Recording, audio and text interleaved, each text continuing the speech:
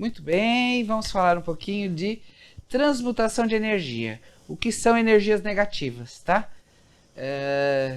Que é uma das coisas com as quais a gente vai lidar dentro da radiestesia e da radiônica, né? Então, primeira forma de energia negativa são as energias telúricas, tá? Elas são altamente danosas ao ser humano. Não é que elas são ruins, é que elas, para o ser humano, a relação energia telúrica com o ser humano, ela se torna danosa. Quais são? Vou dar alguns exemplos. Lençóis freáticos, matéria orgânica em decomposição. Sabe essa coisa do lixo na cozinha? Não é legal. Todos os ocos ou vazios do subsolo, mas não só do subsolo. Se você deixar um copo vazio, ele nunca estará vazio. Agora, o que tem aí dentro, nós podemos até descobrir, mas a gente normalmente não sabe o que é. Então, por exemplo, deixar vaso de enfeite aberto, sozinho, sem nada, sem uma flor, oco, todo oco, ele tem uma energia que não é boa. Então, se você tem um vaso que você não está usando, guarda no armário. Ele não pode ficar aberto, exposto, tá? Então, todos os ocos e vazios do subsolo, veios d'água ou cruzamento de veios d'água. Ele em si não é problemático, mas ele em relação ao ser humano causa problemas. Por exemplo, você ter uma cama em cima, isso tira a tua energia, ela vai puxando a tua energia, vai desgastando, tá certo? É prejudicial principalmente à noite. Então eu falo muito da cama por isso, porque à noite você dorme e se abre. E aí aquela coisa pode ser. Então, não só porque você dorme e se abre, como a gente não tem a luz do sol, que é uma luz protetora. Tá? Não precisam ser veios só naturais. Podem ser canos d'água, que passam às vezes na parede. Eu tive uma vez uma paciente que toda manhã jorrava líquido no nariz dela. E aquilo perturbava demais ela. E tratei, e aquilo ali não melhorava do jeito que eu imaginava que fosse melhorar. E aí eu pedi para ver a planta da casa dela. E aí eu descobri que o quarto dela ficava entre 2 banheiros. E que passavam canos, tanto aqui como aqui. E aí, o que a gente usou? A gente usou gráfico para poder amenizar isso. Tanto embaixo da cama, como nas paredes. Tá? Então, esse tipo de coisa pode causar problemas desse tipo e que a pessoa, mesmo fazendo outros tratamentos, aquilo não sana. Né? É um excesso de líquido passando enquanto a pessoa dorme. Tá? E acaba sendo desagradável.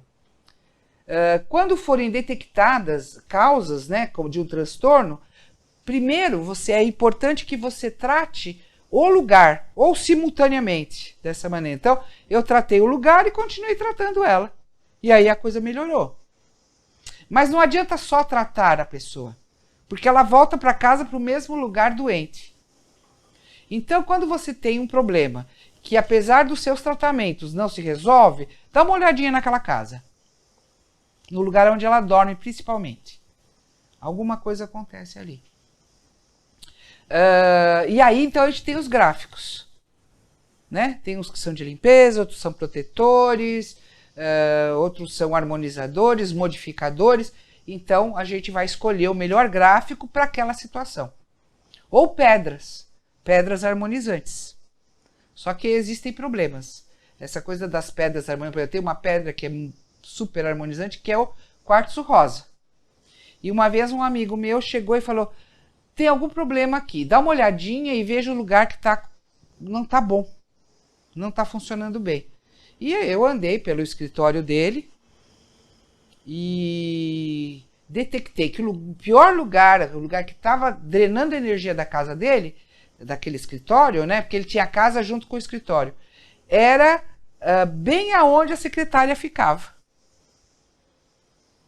Então, o que eu fiz? Eu falei, olha, você compra um quartzo grande assim e põe ali naquele lugar e vamos ver como é que isso aqui harmoniza. Então, semana seguinte, a secretária pediu demissão. Tudo se harmonizou. Inclusive, às vezes, uma pessoa ir embora daquele lugar é um motivo de harmonia, né? Tá? Então, acontece esse tipo de coisa. Mas você vai usar ou um gráfico radiestésico ou pedras harmonizantes. Tá? Lembrar que eles precisam ser limpos e desimpregnados periodicamente. E aonde a gente vai fazer isso? Num gráfico chamado desimpregnador, que eu já mostrei para vocês que existe. Tá? Ou então, lavar com água e sal.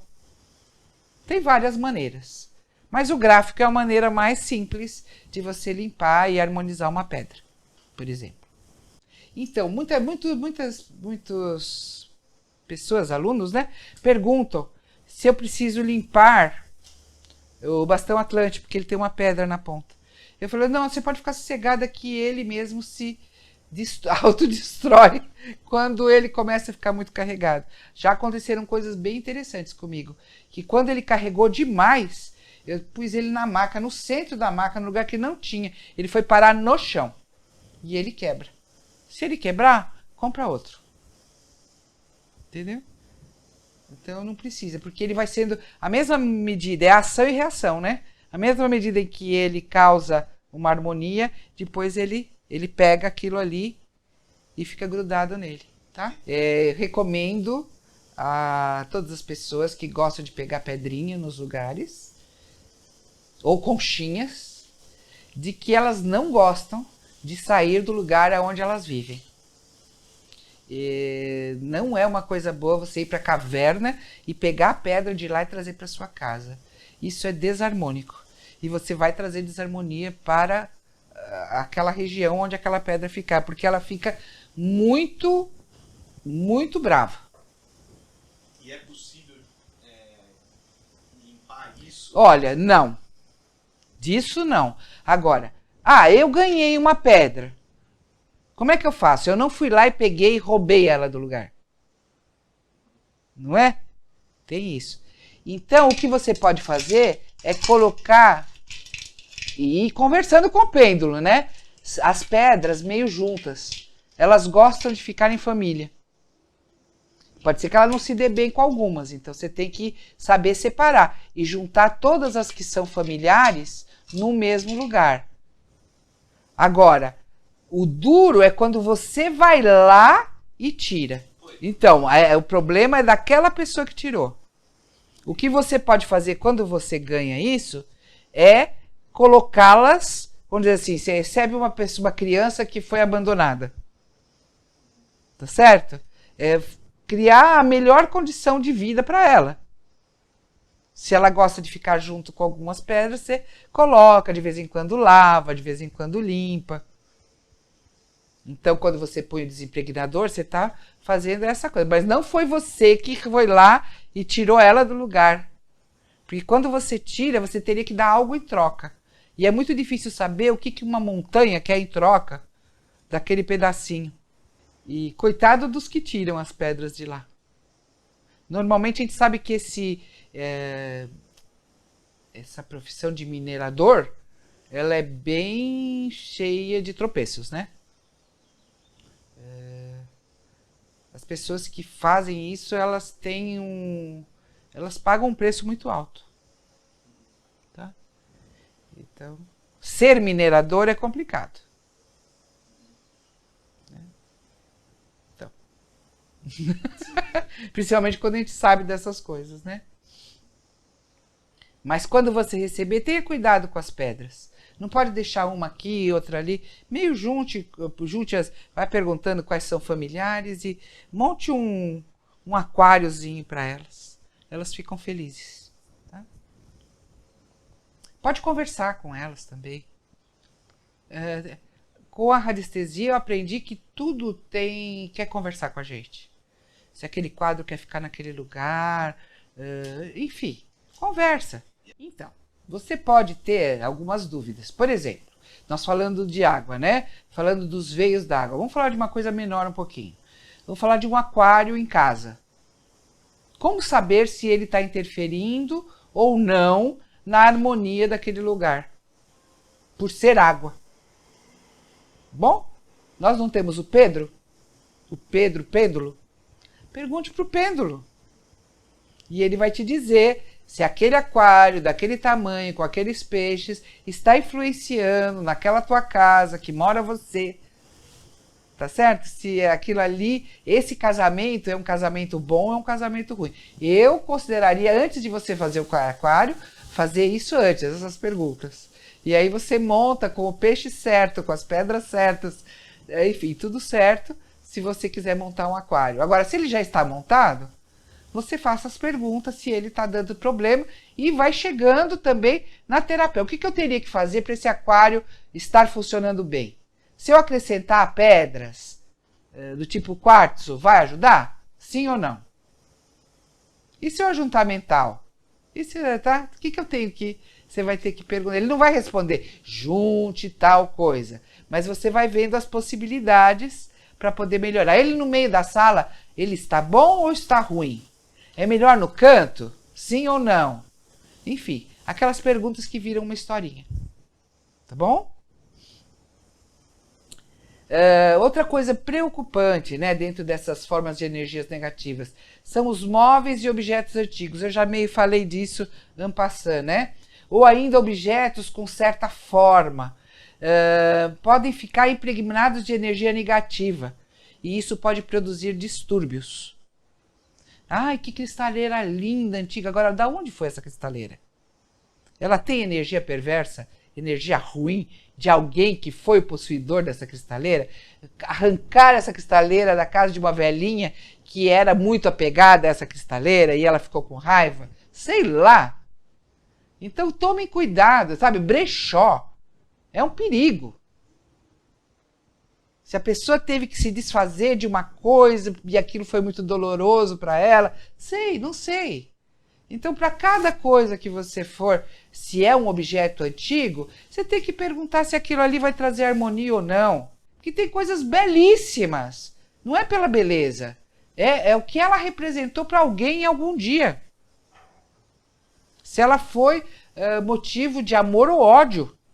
E nunca o antiquário vai contar isso para você. Às vezes ele nem sabe. Então, o que você faz? Pergunta para o pêndulo. Tá certo? Muito bem. Depois disso, nós temos um outro slide que vai falar das energias perversas. Isso dentro, por exemplo, da medicina chinesa, né? Nós temos 5 elementos, portanto, 6 energias perversas, tá? Chamadas porque um deles tem 2. Energias, como é que isso é visto dentro da medicina chinesa? Então, energias celestes que estão fora da sua estação, porque a cada estação corresponde uma energia. Ou que elas estão em excesso na sua própria estação, podem penetrar o organismo, causando sérios distúrbios. Então, vamos dar o exemplo. Nós temos 5 estações do ano. 5? 5. Porque dentro da medicina chinesa tem uma quinta que permeia todas as outras. Entre cada estação, porque não existe a transição direta. Por exemplo, agora, do verão passar para o outono diretamente. Então, entre o verão e o outono, tem uma coisa chamada quinta estação, que é o ponto de transição. E entre cada uma das outras estações, então, entre o outono e o inverno, tem outra quinta estação. Entre o inverno e a primavera, outra quinta estação. Entre a primavera e o verão, outra quinta estação. São 4 momentos de quinta estação. Então, são 5. Então, para o verão, no verão, a energia que não deveria ser prejudicial é o calor ou o fogo. O fogo, para mim, é sol diretamente. Ou o fogo do fogão. E o calor é o ambiente abafado, quente, tá? Então, existe o fogo imperial e o fogo ministerial. Então, essas 2 energias, no verão, elas são normais, elas não causam problemas. A menos que seja um excesso. Sabe aqueles verões da Grécia de 50 graus centígrados? Ali há um excesso da própria energia na sua estação. Então ele causa problemas. Ele vira perverso. Mas o calor no verão não é perverso. O frio no inverno não é perverso. A secura no outono não é perverso. O vento na primavera não é perverso. E a umidade na quinta estação não é perversa. A menos que seja em exagero. Agora, um verão, onde, por exemplo, você tem um dia como hoje, onde está frio, e possa ter um vento frio, tanto o vento como o frio não são próprios desta estação. Portanto, eles são perversos. E eles podem causar doenças. Espero que tenha entendido. Então, estamos no verão. O normal, o bacana é o calor. Ou o fogo, sol. Quando o tempo muda, fica frio e tem vento, estas duas energias, tanto o vento quanto o frio, elas se tornam perversas. E elas penetram no nosso organismo e trazem problemas. Problemas que obstaculizam a energia aqui e causam sintomas, que são chamados de doença. Por exemplo, uma gripe, uma dor de cabeça por causa do vento que penetrou, uma sinusite, tá certo? Ou seja, foi obstaculizada a energia aqui pela energia perversa, não deixando aquela energia fluir normalmente. Dá um sintoma que a gente chama de doença. O normal no verão é o calor. O ar-condicionado é perverso. Porque ele é vento e frio. Por exemplo, no outono, o bacana é a secura. Uma secura normal. Se começar a ficar ruim para respirar, como fica em Brasília, por exemplo, ela é perversa. Ou se começar a chover demais, o que produz umidade, também é perverso e causa problemas. Tá? Então, essas energias perversas, elas são, vou falar mais uma vez, todo mundo que se trata comigo e que me conhece sabe, eu sou a perseguidora dos ventos, né? Então, vento, que eu acho que é uma das piores. Por quê? Porque eles entram sempre por trás do corpo. Eles nunca... O único que entra também por alguma parte da frente é o vento. Ele entra aqui por trás, por essa região do capacete, e pode entrar por essa região aqui dos olhos. E ele, como ele entra nessa região atrás da cabeça, ele vai pegar bem o cerebelo ali, região do centro nervoso. E ele é um dos que faz mais estrago numa pessoa. Todo tipo de espasmo, vertigem, desmaios, dores espasmódicas. Então, vento é energia perversa. Toma cuidado. Como é que eu faço? Sempre tem um lencinho para se proteger. Quando um capuz, alguma coisa para proteger aqui. O calor é uma energia perversa, pode ser uma energia perversa. O próprio fogo. Umidade. Umidade que eu chamo é muito chuva. Sabe a quantidade de chuva que tem no dia? Quantos milímetros? Quanto mais milímetros, mais umidade. A sequidão, que vai dar todas as rachaduras, né? E o frio. Tá? Então essas 5 são perversas. Elas podem causar também um desequilíbrio iônico no corpo, tá? Que desencadeia reações inesperadas, tipo agressividade, irritabilidade, nervosismo exagerado. Porque elas atuam no campo iônico dos íons, né? Então, eu vou pôr aqui um quadrinho depois para vocês poderem fazer as contas, tá? Mas é assim, quando existe o centro da estação, por exemplo, nós estamos no verão. O meio do verão, o início do verão para o Ocidente, é no dia 20 de dezembro. A partir de 20 de dezembro, você teria que contar 36 dias antes, foi quando começou o verão. E 36 dias depois é quando vai acabar o verão. Então, segundo a medicina chinesa, no dia 20, mais ou menos no dia 27 de janeiro, o verão vai estar acabando. Então eu pego os centros das estações e conto 36 dias para cá, 36 dias para cá. Aí aqui sobra um feixe de dias. Esses feixes são as quintas estações, que tem mais ou menos 13, 15, algumas 18 dias. Tá? Então, o verão para a gente começa em torno do dia 15 de dezembro, 15, 16 de dezembro, e vai até agora, mais ou menos 27 de janeiro. É o meio, é considerado o meio. O início da estação ocidental é quando a gente está no auge do verão. Quando se conta o outono, no dia 21 de março, ali é o meio do outono já. Quando a gente conta lá o 20 de junho, né? 20 de junho, já é o auge do verão, do inverno. Entendeu? Então, as datas que a gente normalmente conhece como início das estações é quando elas estão completamente conformadas. Tá? Então, aí agora no dia 27 entra a quinta estação, que dura mais ou menos 14 dias, e aí começa o outono. E ela faz a transição entre esse calor enorme e a secura do outono. Tá?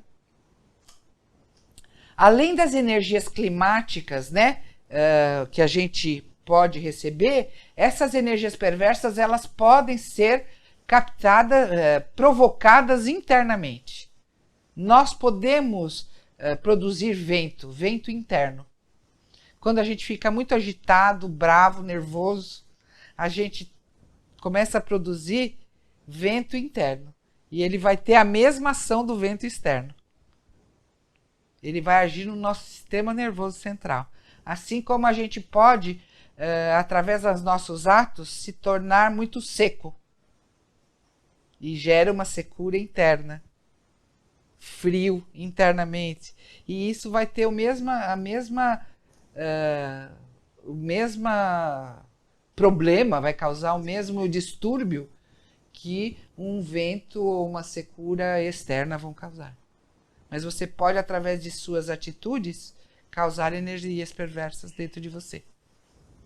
Tá? O que está ligado ao verão? Excitação, ansiedade, desânimo, coração e circulação. E a emoção melhor dele é a alegria. Na quinta estação, não é uma emoção, mas é engraçado, né? É a reflexão. E a coisa ruim é a preocupação. Tá certo? O metal, que é o outono, né? Tá ligado à tristeza, angústia, ao meridiano do pulmão. Então, a emoção é a tristeza, que está muito ligado ao metal e ao outono, né?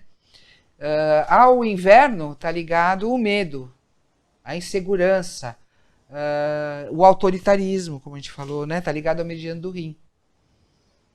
E na primavera, que está ligada ao elemento madeira, está ligada à raiva, que é o que produz o vento. Tá? Então, essas são formas de olhar, né, as energias e como elas podem ser mudadas. Depois a gente tem as energias provocadas, que são criadas, essas energias que vieram dentro da gente, depende do que a gente come, depende das nossas posturas, pensamentos ou emoções. Tá? Essas atitudes negativas, às vezes a gente aprende desde pequeno e a gente encara como normal. Então, a gente não se vê sem aquilo. Então, essas provocadas, elas são mais difíceis de tirar do que as climáticas. Porque as climáticas você põe o lencinho e se protege do vento. Mas e da raiva? Então, aí é complicado, né? Então, eu tenho um exemplo que eu tenho na apostila, que é assim, que é muito óbvio. Toda mulher que é muito brava, autoritária, controladora, ela tem problema no problema geniturinário. Tipo, por exemplo, ovário policístico, problema de menstruação, mioma, pedra no rim, como é que chama? Tem uma outra doença que é o sangue. Bom, enfim. Problemas geniturinários. Então ela tem lá o ovário policístico. Aí você olha para a pessoa e fala assim, você é brava e autoritária. E eu não. Como não? Porque ela acha, dentro dela, como ela foi ensinada a ser assim, ela acha que se ela não for lá e fizer as coisas não acontecem. Ela acredita que ela é fator da coisa acontecer. Porque ela foi ensinada assim. Então ela é brava, controladora, autoritária e quer que as coisas aconteçam. Como é que você vai falar para ela que isso tudo está causando o ovário policístico? Ou o mioma? A única solução que existe para situações assim é experimenta, minha querida. Experimenta ficar calma. Experimenta não fazer nada e ver se as coisas não se desenrolam. Porque elas acreditam que as coisas não acontecem se elas não fizerem. Não faça nada. Mas como eu não vou fazer nada? Segure-se. Não faça nada. Entendeu? Então é muito mais difícil. Então esse é o momento mais... Nesse caso, né? A gente tem que entender que esse tipo de pessoa que a gente vai estar lidando, ou às vezes isso com a gente mesmo, né?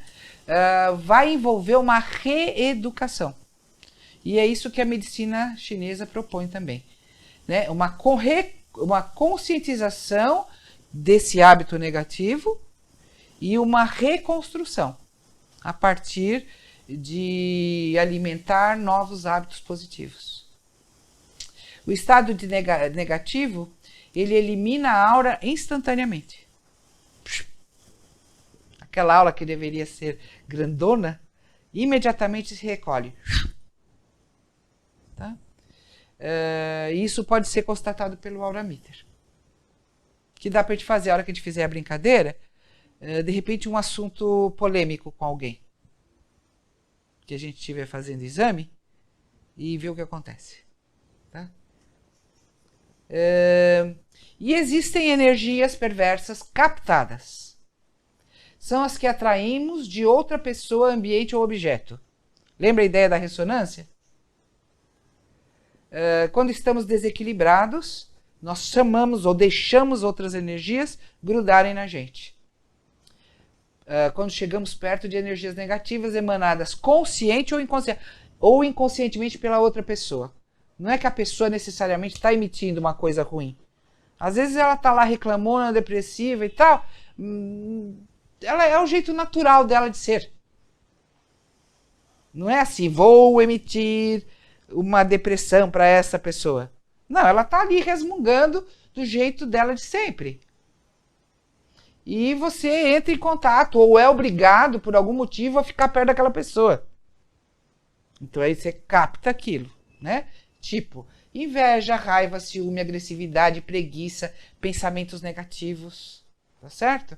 Então essa é um outro tipo de energia captada. Ou, quando você vai despreparadamente, sem a cor adequada, ou sem uma energia adequada, por exemplo, para um cemitério. Onde existem uma série de energias sutis desarmonizadas, que às vezes não aceitaram que estão lá.